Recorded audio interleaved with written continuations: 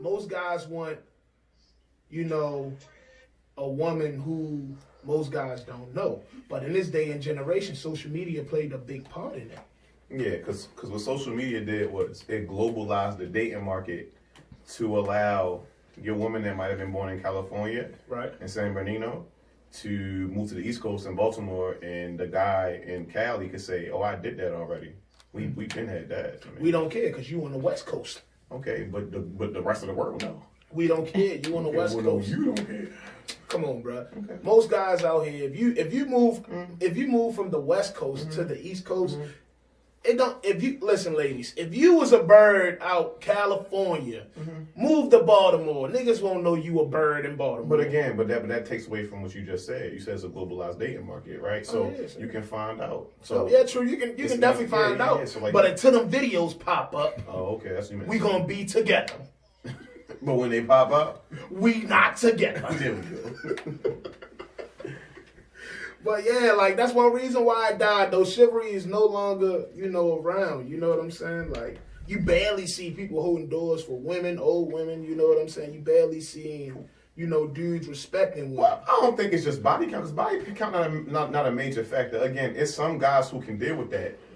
I don't prefer niggas like, I had your bitch already. I don't prefer it. You have guys that are saying with them and some to be like, yeah, I'm fine with that. Sure, you can do it. Shane just can't do it. Okay. But I think the main issue lies where women say, well, I can do a lot of things for myself. So like, I don't need you to open the door for me. I don't need you necessarily to pay for the first date. I want you to, but I don't need you to. Okay. I don't need you to supply me gifts. You know what I mean? So it's more so of the womanistic mindset that westernized culture has been pushing for the past 20 years.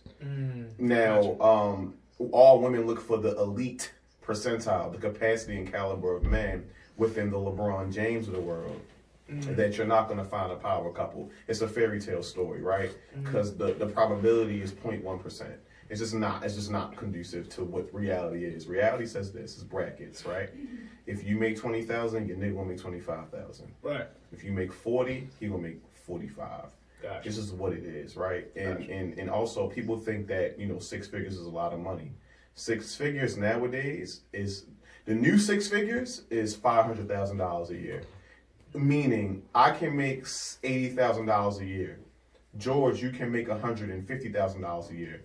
We're still going to the same restaurants. We're still shopping at the same clothing stores. We're still living in the same neighborhoods. Are you maybe buying an extra shirt? Are you maybe renovating your basement? Sure, but we're still in the same area, and that's what people don't understand. So we need to understand that now inflation is rising, and for you to survive between now and retirement, you need two comfortable incomes from male and female. No woman is going to be able to be a stay-at-home mom and have a guy who makes X amount of money or a lot of money. It's just not. It's not real. But I'm going on. Let's get this topic. So, well, that answers my question. As far as with you, that answers my question. You know what I'm saying? But somebody asked, I feel like once a woman is with you, she should only be about you, especially if she's looking to have a family and a healthy relationship. Body count shouldn't matter. That's from your boy Marion Bishop. Well, good for you, Marion. I hope you find a girl you're looking for with 1 million bodies and everything else. How would you feel if you brought a woman out to a function and you got your homeboys there, and she's showing more interest in your homeboys? Well, better yet, your homeboy than you. Are you still paying for dinner? Are you still holding the door for her? I mean, you tell me if a girl that I met and then she just has a little bit more interest in my friend than me, am I gonna pay for it? Yeah. I mean, my homeboy gonna pay for it. That's not my bitch. That's his bitch. What you talking about? Okay. Am I gonna pay for it? Okay. Is a fat baby healthy? The fuck? I wish a chick would come with me, talk about she all about me, and then fuck with my mans. Yeah. That's one of the most biggest encroachment threshold of respect. So, and I guess the next question would be: is my homeboy actually is he fucking with it? You know, to keep in layman's terms. Now, nowadays, you got niggas back doing their homeboys. They dirty macking. Yeah, to get females nowadays, you know. Right. And I feel like, me personally, I feel like you can call them a simp, you can call them whatever. But it's, to me, I just feel like I don't entertain those type of dudes. Like, once I feel like you doing that, you know, I distance myself. You know what I'm saying? Well, I say it like this. Like, if he would disrespect you by talking to your girl, he never fucks you from the get-go. Exactly.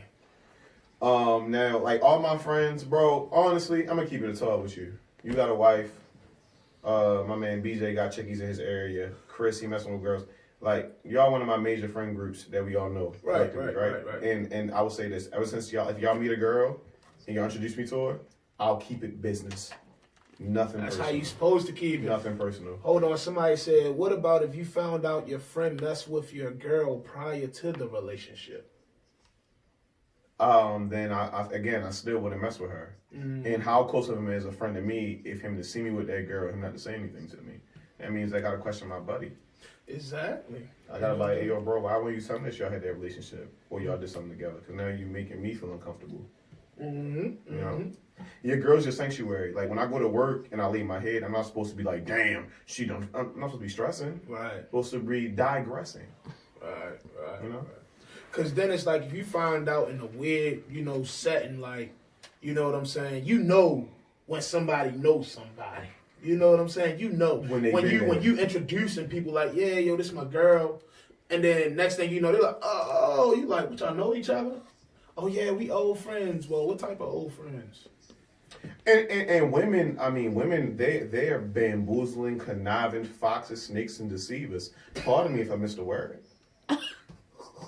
Right.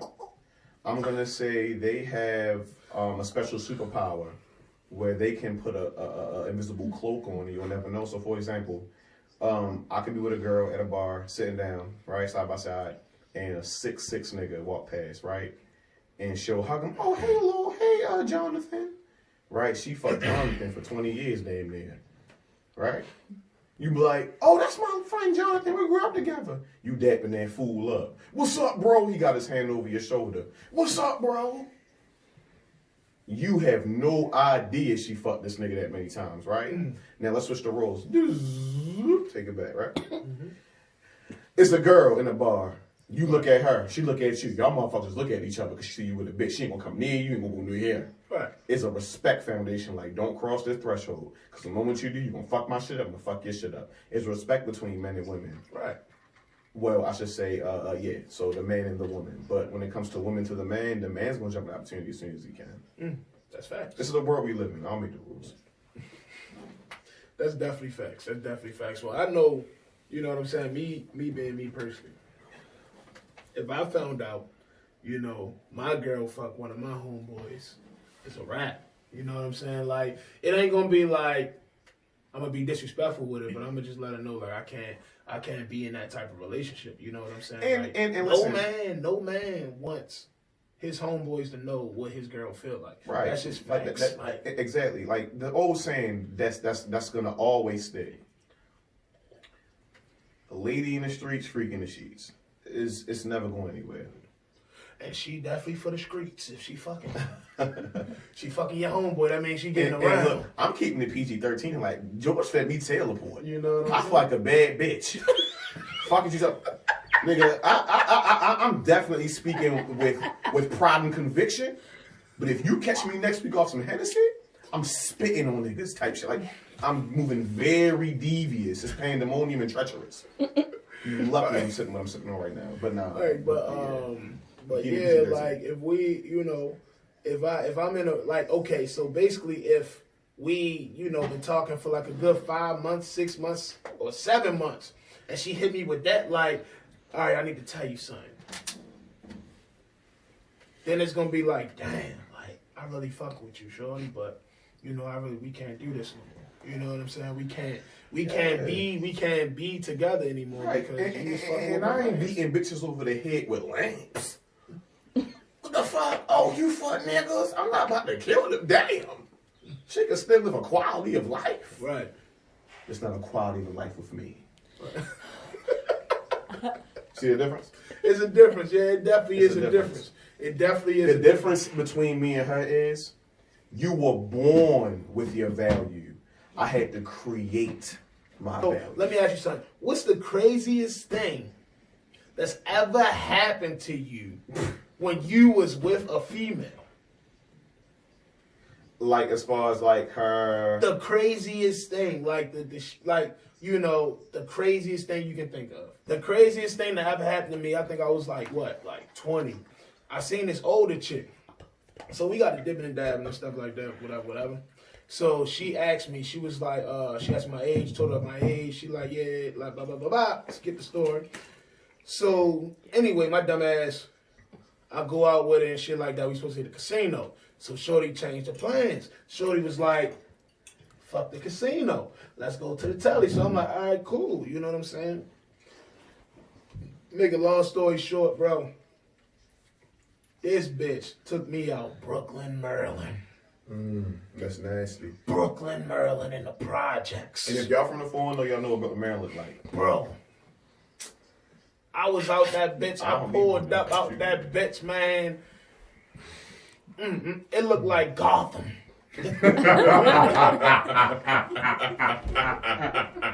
Gotham is crazy. It looked like Gotham. Hey, you We got a nigga in the building that's from there too, by the way. So you know what I'm that saying? was the most descriptive and precise. I'm from West. I'm from over West. That bitch look like Gotham. I lock my fucking door. That bitch, she like, come on, you coming out? I'm like, is it safe? Like, bro, I immediately text my man like, yo, this is my location, bro. Like, what the fuck? Like, this bitch got me somewhere. You know what I'm saying? So we get in the crib, everything. You know, everything Gucci and shit. The first thing a nigga do, she go to the bathroom. First thing a nigga do, I go to the closet, open up the closet, see if anybody in the closets. You know what I'm saying? Checking the closets, checking the basement type shit. Right. You know what I'm saying? Open the back window, but close the blinds just in case the situation gets sticky and nigga got to jump out the window. You know what I'm saying? Like, but I mean, you've been there before. You know too many exits out there. Yo, you got to make anything an exit when you fucking with them bitches out Brooklyn. I ain't no Brooklyn Park bitches. Anything is a fucking New York before Brooklyn Park. Yo, we chilling whatever. So we chilling on the couch. And the next thing that happened is the fucking door opened. The front door. So I pop up. I said, what the fuck is that? So I ran up to the door, shut the door, locked the door. She said, oh, that always happens. So, you know, I get to squinting my eyes and shit like, you know, I'm suspicious at this point. So I'm like, oh, fuck no. So I get to texting my man like, yo, come scoop me, bro. This bitch is on some other shit. My man like, yo, I can't scoop you. I'm like, fuck. You know what I'm saying? So, you know, make a long story short, I still got picked up. You know what I'm saying? But in the long run, fellas, be careful with these fucking females. It could have got dangerous. Yeah, it could have got real fucking hard. Now, look, me, George, and Brian, we all grew up together since kids, right? So I know plenty of worse stories than that. And if y'all think that's exciting, that's just PG-13. We got plenty more stories that go crazier than that. But what I will say is this. One of my more salacious stories was me and a buddy of mine, right? College days, young baby shame face, maybe a little baby goatee at the most, right? One of my homeboys was messing with this chickie. And, you know, long story short, short story shorter, he was talking to her for a while. They said, all right, let's get together. Let's, you know, get busy. Cold word, let's do the nasty, right? So it was at a college. I won't say the college. And my homeboy, you know, he calls my phone. Yo, Shane, where you at? I'm like, I'm in the cribby, bro. It was good. He like, hey, yo, pull up, bro. I'm like, for what? He said, I got something that's for everybody. I said, well, it's like that. He said, it's like that. And I'm talking zip, zap, zoom, get hit quick. I said, say no more. I get ready, and I get to where I got to go to. I get to the campus, and everything's copacetic in order. He called me, say, yo, it's X, Y, and Z suite, or X, Y, and Z room. I go to the room. I double knock on the door. I see my main man really blasting this chick, hitting her from the back. I'm like, hey, yo, like, you want me to be the cameraman? Like, what's going down, bro? Like, you trying to get some cool points and some stripes off of this? So he like, man, just tag on in. I'm like, nigga, I ain't tagging on in. So at this point, I could have made two decisions. I could have divorced myself from the situation, or I could have got eloped within the situation. So what you do? I will be a freak all through the night.